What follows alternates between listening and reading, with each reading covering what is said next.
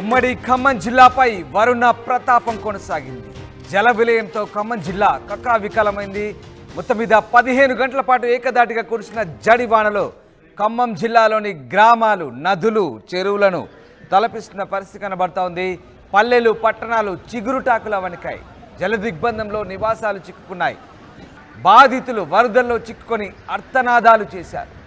పంట పొలాలు, చెరువులను తలపించాయి. వరద ధాటికి రోడ్లు, రైల్వే ట్రాక్లు దెబ్బతిన్నాయి. ప్రాజెక్టులు అయితే నిండుకుండలా మారాయి. ఆకేరు, మున్నేరు నదులు ఉగ్రరూపం దాల్చాయి. జనజీవనం అస్తవ్యస్తమైంది. 56,399 ఎకరాల్లో పంట నష్టం జరిగినట్టుగా తెలుస్తుంది. ఉమ్మడి జిల్లాల వ్యాప్తంగా విద్యా సంస్థలకు సెలవులు ప్రకటించారు. జనాల ఆర్తనాదాలు ఒక్కసారి చూడండి. ఉమ్మడి ఖమ్మం జిల్లాలో చిగురుటాకులా వణికిపోయారు. జల విలయం ఉమ్మడి ఖమ్మం జిల్లాను కకావికలం చేసింది. 15 గంటల పాటు ఏకధాటిగా కురిసిన జడివానతో ఊళ్ళన్నీ, ఏర్లను, రహదారులు, చెరువులను తలపించాయి. పూర్తిగా జల దిగ్బంధాలు చిక్కుకున్నాయి. ఒక్కసారి జనాల గోస మీరే వినండి.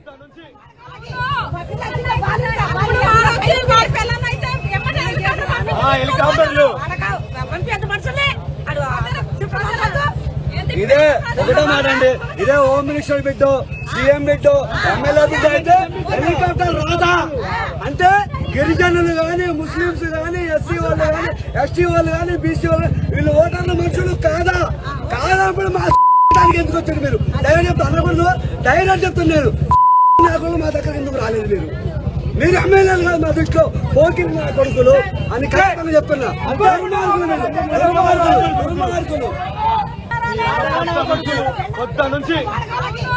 జిల్లాకి హెలికాప్టర్ మంచా చెడ ఏమైనా ఉన్నదా? ఏం పెడతారు జిల్లాకు? ఒక మంచి పెడతారా? ఇల్లు పైసలు మాత్రం ఓట్లు తింటారు. మన మనుషులు కాదా వాళ్ళు? వాళ్ళతోనే గెలిచింది మరి, వాళ్ళతోనే గెలిచింది మరి. ఏం గెలిచిందా నాయన? చూస్తున్నాం మరి. ప్రభుత్వమే ప్రభుత్వం అయిందా? రాని ఇక్కడ కేసీఆర్ ఏమవుతాడు? చీకటి అయింది. ఆ పిల్ల పసి పిల్లలు ఉన్నారు, వాళ్ళకి న్యాయాలు జరుగుతున్నాయా? కానీ మంది ఓట్లు కావాలి, అన్ని కావాలి. వాళ్ళు చచ్చిన వాళ్ళని పట్టించుకునే నాదుడే లేడు.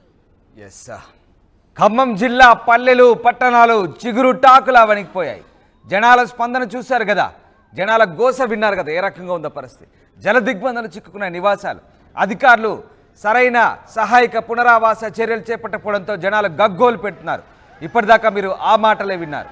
ఇంకా వరదల్లో చిక్కుకొని బాధితులు అర్తనాదాలు చేస్తున్నారు. చాలామందికి సహాయక చర్యలు అందడం లేదంటూ పూర్తిగా ఆరోపిస్తున్న పరిస్థితి. చెరువులను తలపిస్తున్నాయి పంట పొలాలు. వరద ధాటికి రోడ్లు, రైల్వే ట్రాక్లు దెబ్బతిన్నాయి.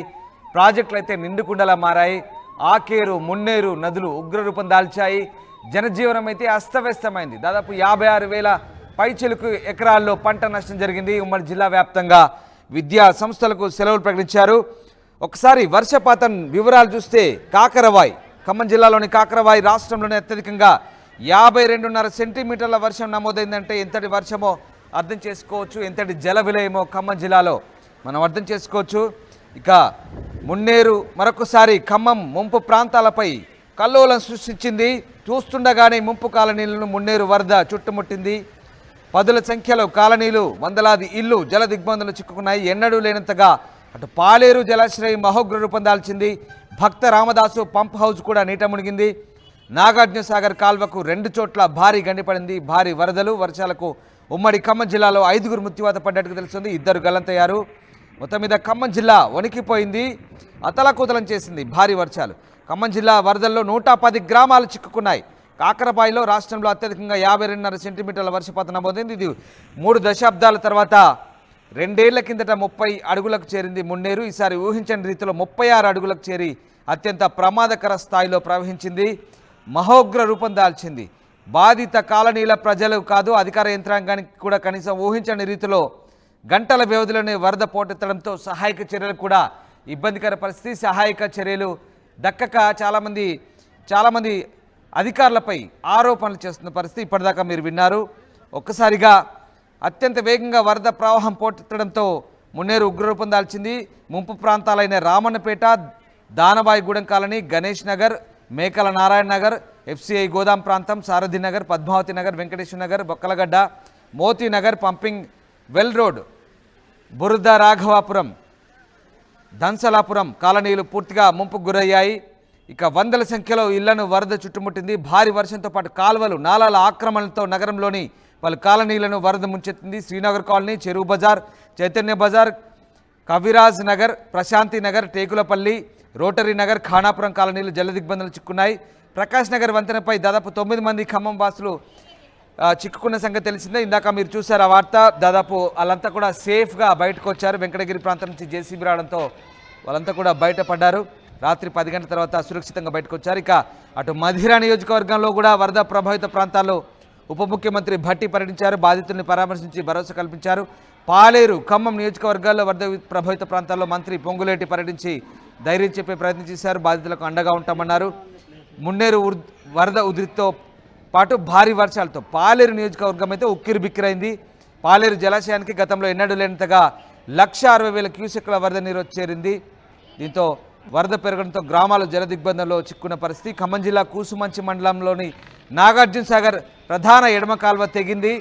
పాలేరుకు దిగువన మల్లాయిగూడెం, యూటీ వద్ద 2వ జోన్ ఎడమ కాల్వకు భారీ గండిపడంతో భారీ వర్షాలు వరదలు దాటికి కూసుమంచి మండలంలో 2 కొట్టుకుపోయారు. నాయకన్గూడెం సమీపంలో సిమెంట్ బ్రిక్స్ తయారు చేసుకుంటూ జీవనం సాగిస్తున్న దంపతులు పాలేరు వరద ప్రవాహానికి గల్లంతయ్యారు. వారి కుమారుడు కూడా ప్రవాహంలో కొట్టుకుపోతుండగా పోలీసులు రక్షించారు. ఇటు భక్త రామదాసు పంప్ హౌస్ నీట మునిగింది. వరద ప్రవాహానికి ములకలపల్లి దగ్గర కొత్తూరు శివార్లో సీతారామ ప్రధాన కాల్వకు 30 మీటర్ల మేర గండిపడింది. అశ్వరావుపేట మండలం గుమ్మడవెల్లిలో పెద్దవాగు ప్రాజెక్టులో తాత్కాలికంగా నిర్మించిన రింగ్ బండ భారీ వర్షాలకు గండిపడింది. ఆ ప్రాజెక్టు కింద ఉన్న రాష్ట్ర రైతులు సాగు చేసిన పంటలకు సాగునీరు అందించే లక్ష్యంతో 3.5 కోట్లతో ఈ రింగు బండ్ నిర్మాణం చేపట్టింది. అయితే ఇదంతా పూర్తిగా కొలాప్స్ అయింది.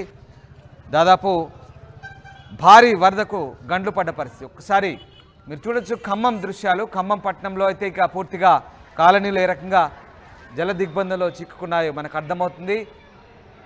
నడుము లోతు కాదు, ఏకంగా మెడల వరకు కూడా నీళ్ళున్నాయి. ఎస్, మా ప్రతినిధి ఉదయ్ జాయిన్ అవుతున్నారు. ఉదయ్, ఇందాక మీకు ఎక్స్ప్లెయిన్ చేశాను, ఖమ్మం కేవలం ఖమ్మం పట్టణమే కాదు, ఉమ్మడి ఖమ్మం జిల్లా వ్యాప్తంగా పరిస్థితి చాలా దారుణంగా ఉంది. ఉదయ్, ఇప్పటికీ సిచ్యువేషన్ ఎట్లా ఉంది? అదుపులోకి వచ్చిందా? లేటెస్ట్ అప్డేట్స్ ఏంటి?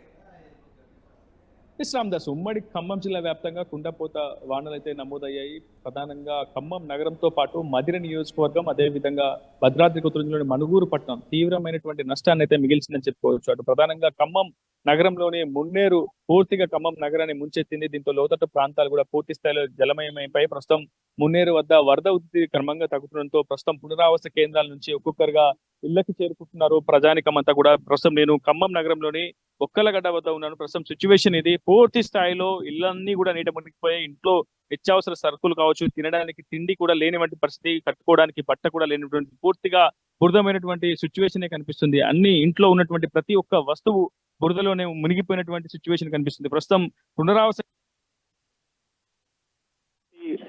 ప్రజానికం అంతా ప్రస్తుతం ఇళ్లకు చేరుకుంటున్నారు. ఒకవైపు వరద ఉధృతి తగ్గడం, వర్షం కూడా తగ్గుముఖం పడడంతో ప్రస్తుతం వాళ్ళంతా కూడా ఇళ్లకు చేరుకుంటున్న సిచ్యువేషన్ ఉంది. ప్రస్తుతం పూర్తి స్థాయిలో అన్ని ఏ ఒక్క వస్తువు కూడా మిగలేదు. పెద్ద ఎత్తున నష్టమైతే వాడలేదని చాలా స్పష్టంగా కనిపిస్తుంది. ఖమ్మం నగరంలోని దాదాపు చాలా వరకు 10ల సంఖ్యలో కాలనీలను కూడా ఇదే సిచ్యువేషన్ కనిపిస్తుంది. పూర్తిగా బురదమయమైపోయింది. ఎటు చూసినటువంటి బురదే కనిపిస్తున్నటువంటి సిచ్యువేషన్ అయితే కనిపిస్తుంది. మునిపోయినడు కానీ విని ఎరుగని రీతిలో మున్నేరుకు వరద ఉధృతి వచ్చిందని చెప్పి ఇక్కడ ఉన్నటువంటి స్థానిక ప్రజానికం అంతా కూడా చెప్తుంది. ఇంట్లో ప్రతి ఒక్క వస్తువు కూడా పూర్తిగా బురదమైనటువంటి సిచ్యువేషన్. గత 2 గంటలుగా టీవీ ప్రస్తుతం వరద సహాయక చర్యలు ఏ విధంగా కొనసాగుతున్నాయి, ప్రస్తుతం లోతట్టు ప్రాంతాల పరిస్థితి ఏంటి, ప్రజానికం పరిస్థితి తెలుసుకునేందుకు ఉదయం 5:30 నుంచి గ్రౌండ్ రిపోర్ట్ చేసే ప్రయత్నం మీరు చేస్తుంది. ప్రస్తుతం ఇది సిచ్యువేషన్. పూర్తిగా బురద అంతా పేరుకుపోయినటువంటి పరిస్థితి. ఒక్కొక్కరు క్లీన్ చేసుకుంటున్నారు. పునరావాస కేంద్రాల్లో రాత్రంతా తలదాచుకున్నటువంటి వ్యక్తులంతా కూడా, ప్రజానికం అంతా కూడా ఒకసారి వచ్చి సిచ్యువేషన్ ఒక్కసారి మీకు ఆర్టీవీ స్క్రీన్ పై మీరు ఎక్స్ప్లోర్ చేయవచ్చు. మొత్తం బురద, ఏమీ మిగలలేదు. ఇంట్లో ఉన్నటువంటి ప్రతి వస్తువు, కొన్ని చోట్ల అయితే గ్యాస్ సిలిండర్లు, స్టవ్లు కూడా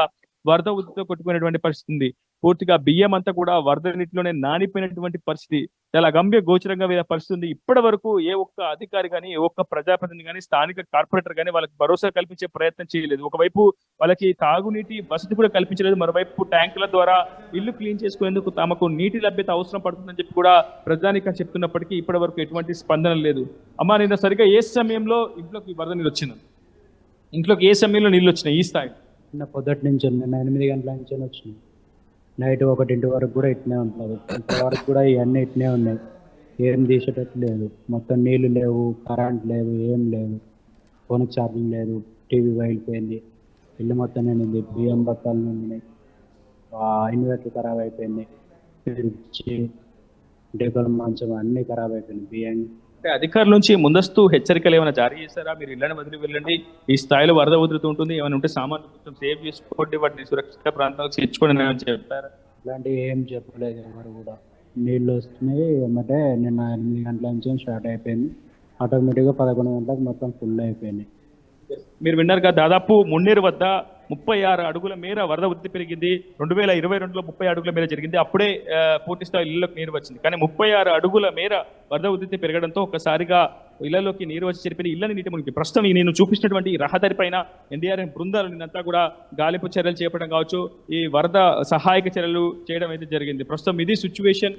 ప్రస్తుతం ఇక్కడికి ఖమ్మం మేయర్ కొనుగోలు నీరజావుతో పాటు మాజీ కలెక్టర్ గౌతమ్ని కూడా ప్రస్తుతం హుటాహుటిన వరద సహాయక చర్యలు పూర్తిగా పాల్గొనాలని చెప్పి ప్రభుత్వం ఆదేశించింది. ఎందుకంటే ఇటీవల అధికారుల బదిలీలు కూడా చాలా స్పష్టంగా చెప్తున్నాను రామ్దాస్, ఈ ప్రభుత్వ వైఫల్యం కొంత స్పష్టంగా కనిపిస్తుంది. కానీ దీనికి కారణం అధికారుల బదిలీలు. ఇటీవలి కాలంలో అధికారుల బదిలీల వల్ల కొంత ఎక్స్పీరియన్స్ అంటే అనుభవం ఉన్నటువంటి అధికారులంతా కూడా ఇతర ప్రాంతాలకు బదిలీ అవడంతో ఇక్కడ ఉన్నటువంటి ప్రాంతంపై పట్టు ఉన్నటువంటి అధికారులు లేకపోవడం కూడా ఈ సమస్యకు ఒక ప్రధాన కారణం అని చెప్పుకోవాలి. ప్రస్తుతం మీకు చూపిస్తున్న ప్రయత్నం చేస్తున్నాను. ఇంట్లో ఉన్నటువంటి ప్రతి ఇంట్లో మనం వాళ్ళని తట్టి లేపితే పూర్తిగా వాళ్ళ కన్నీటి గోసే మనకి కనిపిస్తుంది, వినిపిస్తుంది. ప్రస్తుతం చూడొచ్చు, ఎక్కడ కూడా ఏ ఒక్క వస్తువు కూడా మిగిలినటువంటి సిచ్యువేషన్, కట్టుకోవడానికి బట్టలు తప్ప పూర్తి స్థాయిలో ఏది మిగలినటువంటి సిచ్యువేషన్.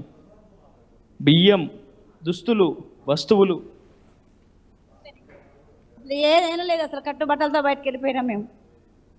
ఇంట్లో ఏమైనా డబ్బులు ఉన్నా కూడా తీసుకోలేకపోయినాం. మొత్తం బట్టలు ఎక్కడికి ఉంటే అక్కడికి, స్నానం చేయడానికి కూడా బట్టలు లేవు. ఇప్పుడు గ్యాస్ బండలు కొట్టపోయినాయి, ఏం లేవు ఇంట్లో. అధికారులు కానీ స్థానిక ప్రజాప్రతినిధులు కానీ ఎవరైనా రాలేదండి అసలు, ఎవరు రాలే అసలు. మేము బయటకు వెళ్ళేంత వరకు కూడా నిన్న 9 మొత్తం వచ్చేసినాయి నీళ్ళు, చుట్టూ 3 పక్కలు వచ్చినాయి.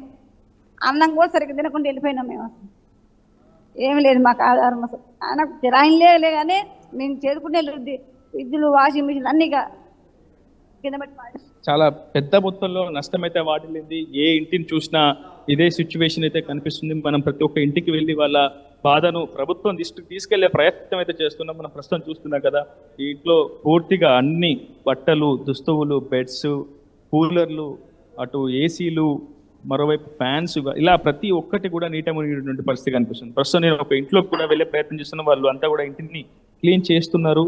ప్రస్తుతం సిచ్యువేషన్ అయితే చూపిస్తాను. ఇంకా ఇంట్లో ఆ వరద నీరు అలాగే మిగిలిపోయింది, ఆ బురద కూడా అలాగే మిగిలిపోయినటువంటి సిచ్యువేషన్ కనిపిస్తుంది. వాళ్ళంతా కూడా పూర్తిగా క్లీనింగ్ చేసే పనుల్లో నిమగ్నమైనటువంటి పరిస్థితి కనిపిస్తుంది.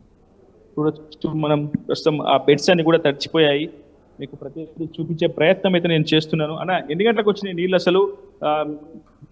6:30కి ఇటో 7 గంటలకు వచ్చి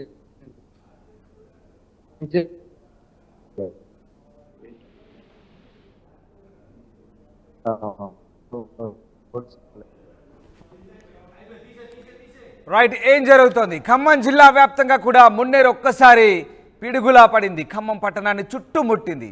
ఎస్, ఒక్కసారి మీకు అసలు ఏం జరుగుతుంది? అధికారుల బదిలీల వల్లే ఈ సహాయక చర్యలు లేవంటున్నారు. ముందస్తు ప్రణాళికలు లేకపోవడంతో పట్టణం అంతా కూడా కాలనీలు మునిగిపోయాయి, పిడుగులా పడింది మున్నేరు. మరోసారి ఖమ్మం ముంపు ప్రాంతాల్లో కల్లోలం రేపింది. చూస్తుండగానే ముంపు కాలనీలను మున్నేరు వరద చుట్టుముట్టిన పరిస్థితి కనబడుతూ ఉంది.